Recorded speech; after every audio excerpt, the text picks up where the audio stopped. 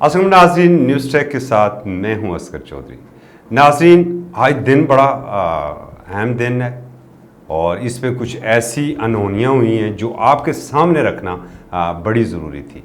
नाजरीन, अगर हम बात करें पार्लियामेंट की और पार्लियामेंट्री बिज़नेस की बात करें तो हम हमेशा ये बात करते आए हैं कि पार्लियामेंट जो है वो 22 करोड़ आवाम की इज्तिमाई दानिशगाह है और यहाँ से जो फ़ैसले होने हैं उन्होंने इस मुल्क की तकदीर का फ़ैसला करना होता है। यहाँ से ही कौम को रहनुमाई मिलती है और उन्हें एक विजन मिलता है। आज इस पार्लियामेंट में क्या हुआ और ये अनहोनी क्या हुई? एक तो नाजरीन, मेरे वज़ीर-ए-आज़म, मेरे कप्तान जनाब इमरान खान साहब, जिन्होंने 13 अगस्त 2018 को बतौर कायदे ऐवान अपने मनसब का हलफ उठाया था।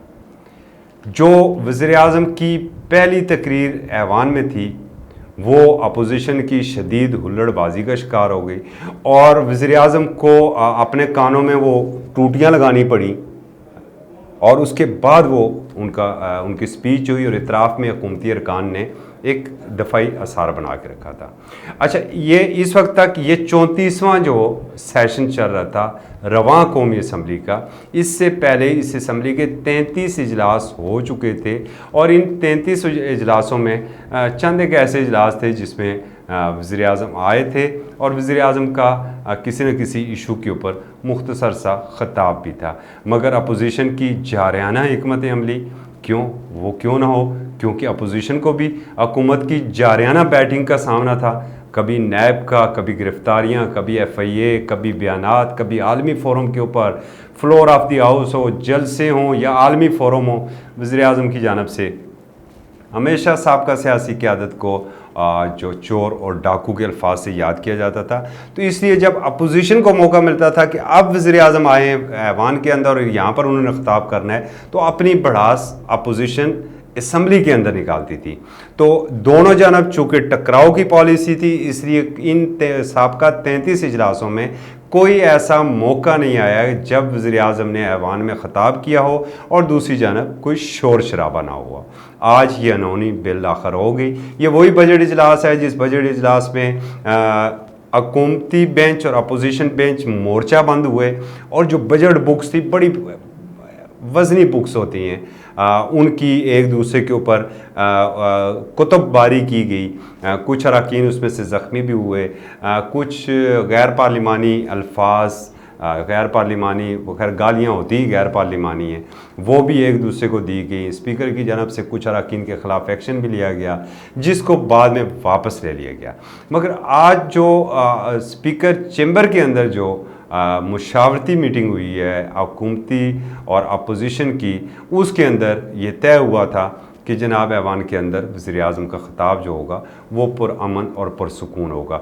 इससे कबल जो बिलावल भुट्टो ज़रदारी ने जब अपनी तकरीर की तो अब हुकूमती बेंचों से थोड़ा सा शोर उठा और उन्होंने वहाँ पर ही कहा कि अगर देखता हूँ कि मुझे ख़िताब नहीं करने दिया गया तो यहाँ पर वज़ीर-ए-आज़म इमरान खान किस तरह ख़िताब करेंगे।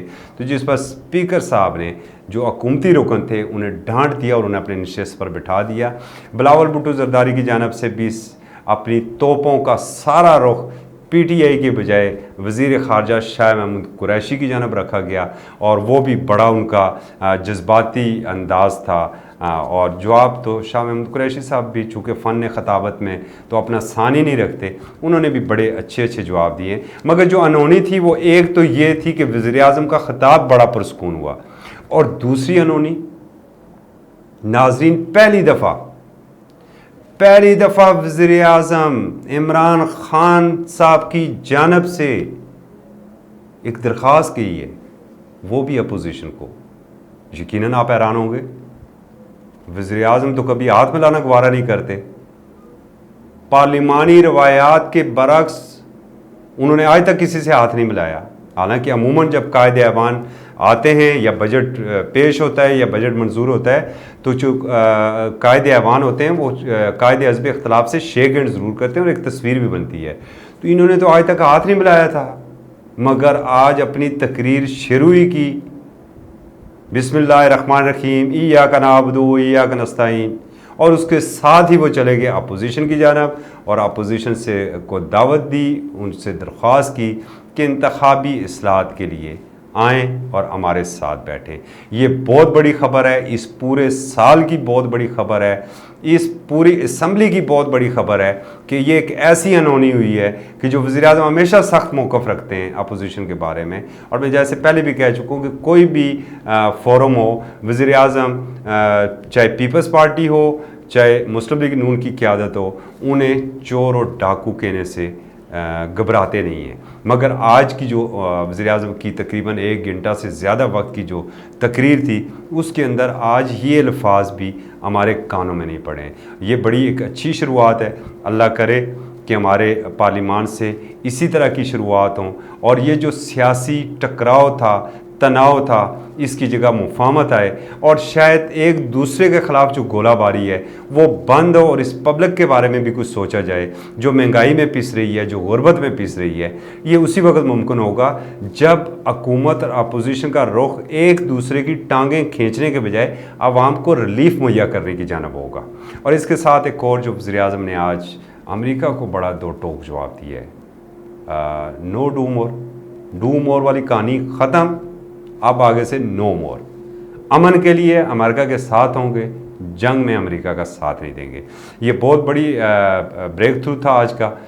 यकीनन अगर आपको ये पसंद आया है तो न्यूज़ टू यू को यूट्यूब के ऊपर सब्सक्राइब ज़रूर करें, बेल आइकन प्रेस करें ताकि जो भी नया प्रोग्राम आ रहा है आप तक पहुँचे। और इसके साथ ही www.newstoyou.com.pk का विज़िट भी करें।